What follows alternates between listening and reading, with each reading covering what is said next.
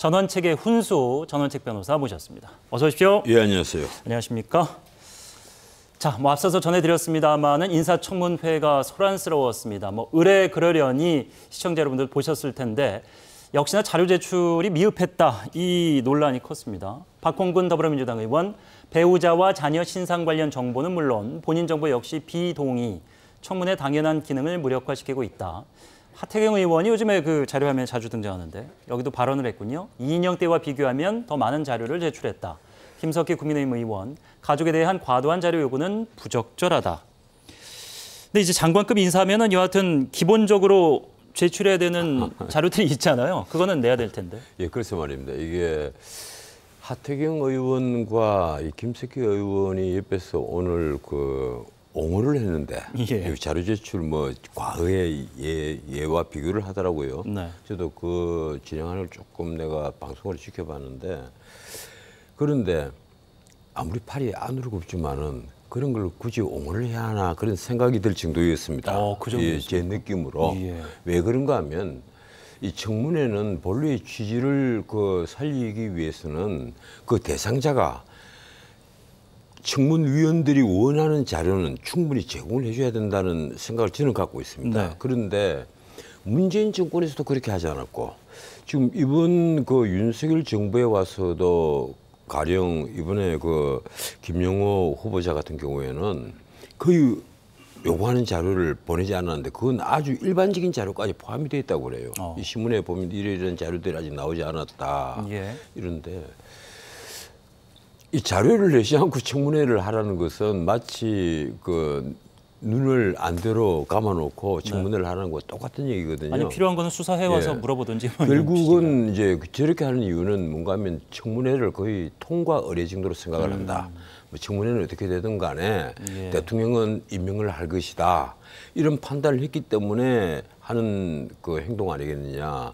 저게 미국에서 하는 청문회처럼 정말 엄격하고 이 국민들이 주시라는 그런 청문회에 딱 하면 과연 저렇게 할 수 있을까? 네. 그건 우리가 팔이 안으로 굽지만은 예. 조금 생각을 해봐야 될 문제입니다. 그런데 사실 진짜 문제는요, 우리 국민의힘에서 다툴 만한 부분이 너무 많았어요. 뭔가 하면 지금 민주당이나 혹은 일부 진보 신문에서 하는 얘기가 김용호 후보자에 대해서 문제를 삼는 것이 적대적 대북관을 문제를 삼고 네. 그리고 그걸 갖고 극우적 시각이라고 표현을 합니다. 그 다음에 또 겸직 허가 없이 유튜브를 했다. 이런 이제 얘기들을 하고 하는데 정의당이 아주 재밌어요. 무슨 얘기를 했는가 반헌법적이고 역대 정부와 통일부를 모욕했다 이런 표현을 썼습니다. 네. 정의당에서.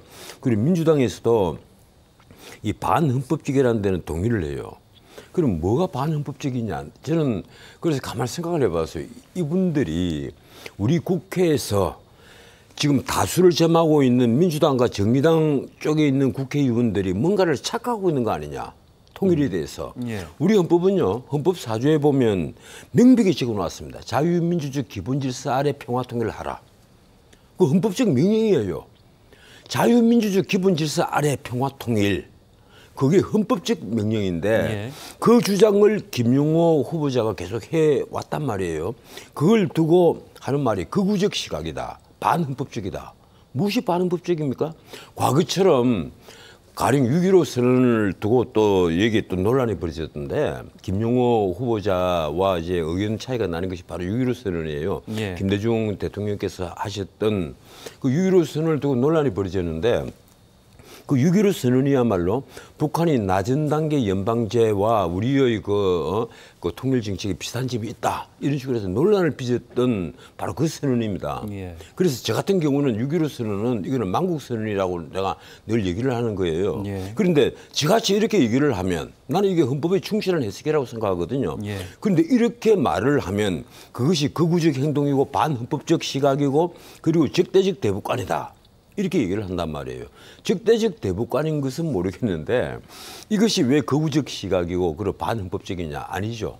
헌법에 충실한 해석이고 그리고 극우적 해석이라기보다는 오히려 우리 헌법이 추구하고 있는 평화통일과 그리고 민주적 기본질서 이것을 존중하는 그러한 태도다. 이 말씀을 제가 꼭 드리고 싶고 그런 의미에서 김용호 후보가 나는 왜 본질적인 이 문제를 놓고 청문위원들에게 자기 자신을 제대로 설명을 하지 못할까?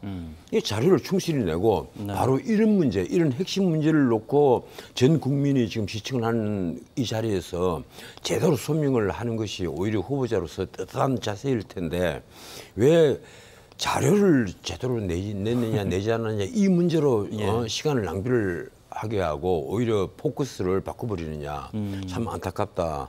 이 윤석열 대통령도 그런 얘기를 했잖아요. 이 통일부 문제를 두고 과거에는 이게 마치 대북 지원부 아니었느냐. 우리가 과거를 생각해 보면 압니다. 이 통일부가 하는 일이라고는 북한에 빵하고 유 보내는 일이나 하고 남북 대화를 지원한다는 대화 지원부였단 말이에요. 이제 그런 태도 대신에 오히려 통일을 이제 그 생각을 해서 급변할 북한 상황에 맞춰서 가령 어떤 뭐 북한의 그 민사 문제 이런 문제에 대한 프로그램을 미리 쫙 준비를 한다라든지 해야 될 일이 바로 통일부가 해야 할 일입니다. 그래서 앞으로 통일부가 해야 할 일은 정말 많아요. 통일부가 할 일이 없는 것이 아닙니다. 정말 많은데 그런 데 대해서 이 김용호 후보자가 좀 국민들에게 이런 기회가 얼마나 좋은 기회입니까? 청문회라는 기회가요. 이 브리핑을 하고 난 이렇게 하겠습니다. 좀 도와주십시오. 이렇게 해서 가령 거기에 반대하는 의견이 민주당 쪽에서 나오면 그걸 두고 토론을 벌이고 국민들을 우리 편으로 끌어놓고 하는 그런 일을 해야 될 텐데 거꾸로 지금 자료가 부족하다 뭐 이런 일로 지금 싸우고 있으니 조금 기가 막힙니다. 오늘 첫 질문에 대한 답변은 전원책의 훈수, 김용호 후보자에 대한 훈수를 지금 제대로 주신 것 같은데 그런 어떤 대북관에 대한 야당이나 정의당 쪽의 질타 혹은 질문을 의식해서일까요? 유튜브를 굉장히 좀 오랫동안 해오셨어요. 한 5년 해오시면서 저도 잠깐 들여다봤는데 이게 뭐 요즘처럼 그 지상파 방송처럼 제대로 갖춰놓고 찍은 게 아니고 그냥 간단한 편집에 본인의 어떤 의견들 근데 또 제법 또 팬들은 또 많고 근데 이거를 후보자로 지명되기 이제 하마평에 오르기 직전부터 조금씩 사라지고 있어요. 영상이. 본인이 지운다는 건데 문제가 될까 봐 지운 걸까요? 왜 그런 걸까요? 문제가 좀 될까 봐 한 게 많겠죠. 일단 이런 건 있을 겁니다. 오늘 그 문제에 있어서도 하태경 그 의원이 조금 이제 커버를 해줬던데 뭔가 하면 이런 거예요. 일반 시민으로서 그 얘기를 할 수 있는 범위가 있고 그리고 또 대학 교수 학자로서 얘기할 수 있는 범위가 있는 것이거든요. 그리고 국회의원이 된다면 의원으로서 이제 할 수 있는 것은 조금 제약이 있을 겁니다. 그런데 장관이 된다면 장관 혹은 장관 후보자로서 조금 그 해서는 안 될 말 이런 말들이 좀 많이 있단 말이에요. 이러니까 그런 것을 감안을 해줘야 한다. 이것이 이제 하태경 의원의 지론이에요.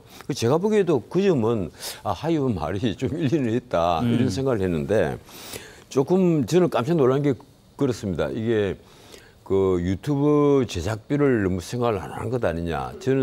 저도 유튜브를 하지만은 이 유튜브 수입을 다 놓고 뭐 그 몇 년 동안 매덕이다 이런 식으로 얘기를 하면 저도 오늘 그거 보고 깜짝 놀랐는데. 좀 억울하시죠? 요즘 많이 안 들어온다고 하더라고요, 수입이. 아니, 글쎄, 유튜브 수입이 초창기에는 굉장히 많았어요. 맞습니다. 그 내보다 유튜브를 먼저 하신 분들 얘기를 들으면 수입이 굉장히 좋았는데 요 사이는 뭐 조회수 10만 플러스 마이너스 돼도 잘 안 매번, 그럼 매일 그렇게 조회수가 있어도 수입은 거의 얼마 안 되거든요. 그런데 이분 수입이 뭐 매덕이 됐다 이러니까 물론 이분은 이제 그 유튜브를 가지고 학생들에게 교재로만 썼던 모양이에요. 아마 그럴 겁니다. 이 통일 뭐 문제뿐 아니고 정치 외교학 쪽에 수많은 자료들을 그 유튜브로 설명을 하고 그걸 또 학생들이 뭐 유튜브에 떠 있으니까 굳이 강의를 듣지 않더라도 얼마나 공부하기 편하겠어요. 저도 대학 다닐 때 이런 유튜브가 있었으면 정말 좋았을 뻔했다 이런 생각을 했습니다.